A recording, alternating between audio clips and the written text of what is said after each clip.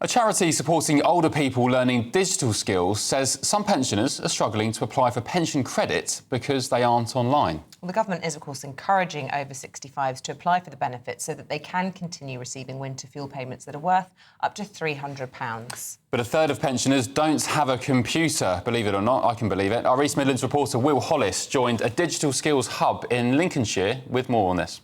We'll see as we pull it closer and closer, we can get really close. In the digital age, the ageing are getting to grips with a changing world. I don't do YouTube or TikTok or anything like that. I haven't even got a clue what it is. At Ragby's Town Hall in the heart of rural Lincolnshire, 4 and 1, 41. the weekly social club is keeping the area's older residents connected. Bingo! Not just in person, online too. The drop-in sessions, organised by charity Links Digital, give support for online banking and appointments. Now, help applying for pension credit is also a priority. If you put the pension credit, this page will come up. Yvonne is one of 10 million pensioners who could lose the winter fuel allowance. Labour is scrapping the universal benefit as part of a £22 billion saving plan, while encouraging older people to apply for pension credit. I've had to get my bank statements and everything, and they're going to go through it again to see if I can apply. The government uses an online calculator where people can check if they're eligible for the benefit. Project manager Rich says some pensioners are struggling to apply without support. We all know things are going to be cut down, and we're here to try and help them, and it's great and saying you can apply for things. There's a checker they can do online, but it's an online checker, so, those people who are not online couldn't do it.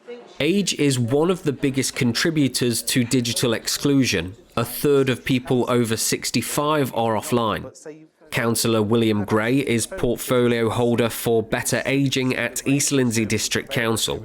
Often in rural communities, they're older communities that haven't followed the trends, haven't been upskilled as much as other communities have. If they are left behind, loneliness, isolation, ill health, unfortunately, and it can just add an age deprivation, and that's what we want to avoid.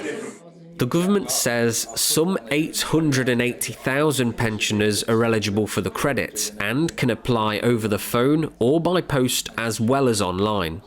The digital age offers a world of virtual opportunity, but the digital divide is enhancing real-world problems. If it all goes wrong, I shut it down and start again. Will Hollis, GB News in Rugby. Now, in a GB News exclusive, we can reveal that there's been a surge in heated blanket sales as millions of elderly people are set to lose their winter fuel payments due to those cuts. John Lewis alone saw a 173% increase in heated blanket sales in comparison to the same period last year. And Google data revealed the increase in sales came minutes after Rachel Reeves declared means-tested winter fuel payments will be introduced. Dear me, what a sad state of affairs. Octopus Energy CEO has said energy suppliers should be helpful to the government and supply extra support to pensioners losing their winter fuel allowances. Well, let's speak now to consumer expert Zoe Whitman. There is clearly a link between these two factors then, isn't there? The sale going up and the announcement of this policy. It's a dangerous time as the winter months are approaching for many pensioners. Yeah, and I think that we've seen this for the last few years, haven't we? I think we're getting to that point that anything that triggers a conversation about what am I going to do this winter is going to affect what people are buying and how people are preparing themselves for colder months. What about electric blankets? Are they the most energy efficient, Zoe? Do you know? Maybe you're not equipped to answer this question, but is a humble hot water bottle maybe not a better option? Well, do you know, Octopus Energy did some research into how much it costs to use an electric blanket versus heating your home. They found that it costs about £4 a day to heat the average home, whereas it costs between 2 and 4 pence per hour to use an electric blanket. And I was speaking to a specialist yesterday who actually builds camper vans, because this is the kind of environment where people would be using something like an electric blanket to make sure that the space is warm, and thinking about efficiency and how you can, use like solar power, for example, to fuel that kind of device. So they're thinking of this from a very different problem they're trying to solve. But the guy I was speaking to was saying that, it might be less than 10 pence per hour. So it's well known that electric blankets to use less energy. And we are seeing people, I speak to people who are saying, I'm wearing a heated jacket and, things like this. This has definitely been a trend since the winter, like the fuel crisis that we've had over the last few years.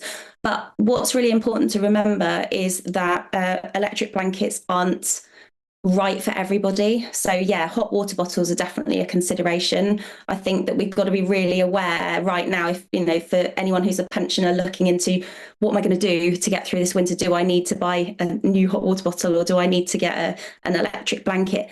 There are also considerations around health and safety. I've been looking on the Fire Brigade's website. So London Fire Brigade have got some information about when it isn't appropriate to use an electric blanket, if you're using particular devices to support you if you have a disability, or if you're using flammable creams like emollient creams. So I think we've got to really start a conversation about health and safety, just to make sure that the people who actually are probably more likely to be thinking about these solutions, who also are the more vulnerable people, are aware of whether this is the right thing for them to do, where the right place for them to invest their money. Because you mentioned earlier that energy suppliers, or Octopus had said that other energy suppliers should be thinking about how they support their customers. Octopus do have a fund. They do have a fund to support people who are in real hardship. So there might be something like that available for you as well. And I think the best thing to do is actually speak to your energy supplier if you've got questions and concerns about your bills this winter. See, Zoe, I'm a huge fan of an electric blanket myself, and my husband even has one of those gilets with the heat packs in. We live in a freezing house. But what my concern is if people are choosing to use those rather than heat their homes, as we use that more as a luxury, really, to kind of add a bit of comfort. But if people are choosing to use those instead of heating their homes, that accompanies a whole nother raft of problems. Things like mould, damp, whether or not their bedroom, the temperature that might reach, in an unheated house, carries with it a whole lot of other risks. These are sort of items that should be supplementary rather than an alternative, surely, to heating your home. Do you think, though, there's a wider problem here? This has been a problem that's been with us for several years now, definitely since the pandemic. My bills must be 4 times as much as they were in 2019. And we live on a small island. We import nearly everything. We're facing a situation where we've got huge inflation. Most of our energy is imported, and we are at the mercy of wholesale markets. So we are going to be in this situation that some electric blankets aren't going to solve the problem. We know that we're going to start paying more for energy this winter. The cap is going to change, so we're expecting bills to be higher. Maybe we need to be thinking more about how do we fuel the country? This is obviously a massive crisis. This is a huge crisis for lots of people. The government's under a lot of pressure to make sure that money is allocated in the way that fits with their particular, their plans for the future.